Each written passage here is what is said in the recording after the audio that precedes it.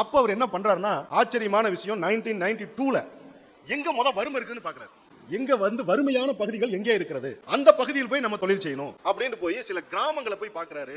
நகரங்களுக்கும் கிராமங்களுக்கும் மிகப்பெரிய வேறுபாடு இருக்கு. நகரங்கள்ல உள்ள செல்வ செழிப்பும் ரொம்ப அனுபவிக்கிறதும் இன்னைக்கு அப்படிதான். நீங்க கிராமத்துல உள்ள அவ்வளவு சீக்கிரமா சிக்கனமா இருப்பாங்க. ஏன்னா அவங்களுக்கு என்னன்னு தெரியும், ஒரு காசுடைய அருமைனா என்னன்னு தெரியும், நமக்கு தெரியாது. அப்ப அப்படி ஒரு கிராமத்தை போய் பார்க்கும்போது அவர் பார்த்த காட்சி என்ன அப்படின்னா, அந்த மக்கள் எந்த அளவுக்கு அந்த கிராமத்துல பசியோடு இருக்கிறாங்கன்னா, எறும்பு புத்துக்குள்ளார கையை உள்ள விட்டா குரணை இருக்கும். எறும்பு புத்துக்குள்ளார குரணை வச்சிருக்கோம்ல, அந்த குரணையை எடுத்து கழுவி சமைச்சு சாப்பிடுகிற ஒரு கிராமத்துக்கு போற. அந்த வறுமையை அவர் சொல்ற விதத்தை சொல்றேன். எறும்பு புத்துக்குள்ள இருக்கக்கூடிய குரணையை கையை விட்டு எடுத்து அதை கழுவி அதை சாப்பிடுற அளவுக்கு வறுமை உள்ள கிராமத்தை சூஸ் பண்றாரு. என்னடா இப்படி இருக்காங்க, இந்த மக்களுக்கு மத்தியில் என்ன தொழில் செய்யறது? 1992ல அவரு அங்க போய் ஒரு சின்னதா ஒரு ஹோட்டல் கட்டுறாரு. அதுக்கு பேர் லெசர் ஹோட்டல் சொல்லி பேர் வச்சிருக்காங்க. அங்க போய் ஒரு 8 ரூம் உள்ள ஒரு ஹோட்டல் கட்டுறாரு. அவர் பிளான் என்ன அப்படின்னா, ஒரு கிராமத்துல ஹோட்டல் கட்டி வெளிநாட்டுல உள்ள மக்களை கொண்டு வந்து அங்க தங்க வைக்கணும். தங்க வச்சு அந்த மக்களுக்கு மத்தியில இந்த வருமானத்தை உண்டாக்கணும். நகரத்துல கொண்டு போய் கட்டுறத விட கிராமத்துல இப்ப பாத்தீங்கன்னா எல்லாமே ஃபாரின்ல 5 ஸ்டார் ஹோட்டல் தங்கி தங்கி அவங்களுக்கு சலிச்சு போயிருக்கும். ஒரு கிராமத்துல வாழணுங்கிற ஆசை அதிகமாச்சு. ஒரு கிராமத்துல போய் வாழணும் அப்படின்னு ஆசை. அவர் அப்ப கட்டின அந்த 8 ரூம் கட்டினது இன்னைக்கு 150 ரூம். கும்பகோணத்துக்கு பக்கத்துல இருக்கக்கூடிய சுவாமி மலைங்கிற ஒரு கிராமத்தை சூஸ் பண்றாரு. மிக வறுமையான ஒரு கிராமத்துல சூஸ் பண்ணி அங்க ஒரு ஹோட்டல் கட்டுறாரு. இன்னைக்கு அந்த ஹோட்டல்ல 150 ரூம் இருக்கு.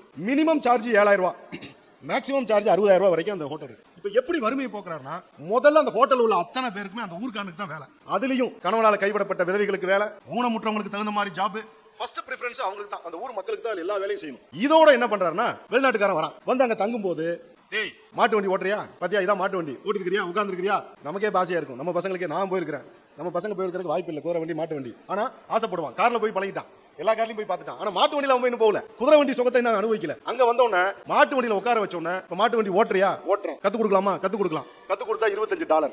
அங்க மாட்டு வண்டி ஓட்டுறத $25 வாங்கிட்டு 2 மணி நேரத்துல மாட்டு வண்டி ஓட்டுறது கத்து கொடுக்கலாம். மரத்து மேல நாங்களா எப்படி ஏறோம் பாத்தியா, தேங்காய் பறிக்கிறதுக்கு, அதே மாதிரி நீயும் ஏறி தேங்காய் பறிக்கிறியா, கத்து கொடுக்கணுமா, $25. இப்ப என்னன்னு பார்த்தா, அந்த ஊருக்குள்ளார ஒரு குடும்பம் $500 சம்பாதிக்கதான் மாசமான டாலர் தான் பேசிக்கிறாங்க. எங்க இங்க இருக்கக்கூடிய கும்பகோணத்துக்கு பக்கத்துல ஒரு கிராமம். எந்த கிராமம்? எறும்பு புத்துக்குள்ளார கையை உள்ள விட்டு அரிசி எடுத்து குரணை எடுத்து சாப்பிட்ட ஒரு கிராமத்தை அவர் மாத்துறாரு. இன்னும் என்ன செய்யறாரு? மண் வளத்தை கெடுக்கவில்லை, நீர் வளத்தை கெடுக்கவில்லை, மாசுபடுத்தவில்லை, அந்த கிராமத்தை இன்னும் அழகாக ஆட்டுகிறார். அப்பதான் தங்குவான். இன்னும் அந்த கிராமம் ஜொலிச்சாதான், இன்னும் பியூட்டிஃபுல்லா இருந்தா தான் வெளிநாட்டுக்காரங்க தங்குவாங்க. அங்க ஏசி கூட ஒழிச்சு வச்சிருக்காங்க ரூம்ல. அந்த ஏசி கூட நவீனப்படுத்தி தெரியக்கூடாது, கிராமமாவே தோணணும்னு சொல்லி அழகா உன்னை உருவாக்கி பணத்தை தானும் சம்பாரிச்சு இந்த நாட்டுடைய வளத்தையும் காப்பாற்றக்கூடிய அந்த மிஸ்டர் ஸ்டீவ் போஜிரோ அப்படிங்கிறவர் என்ன நியத்து வச்சாரோ, அந்த நியத்தோட அந்த மனநிலையோட இந்த நிகழ்ச்சி இன்று முதல் ஆரம்பமாகுது இன்ஷா அல்லாஹ்.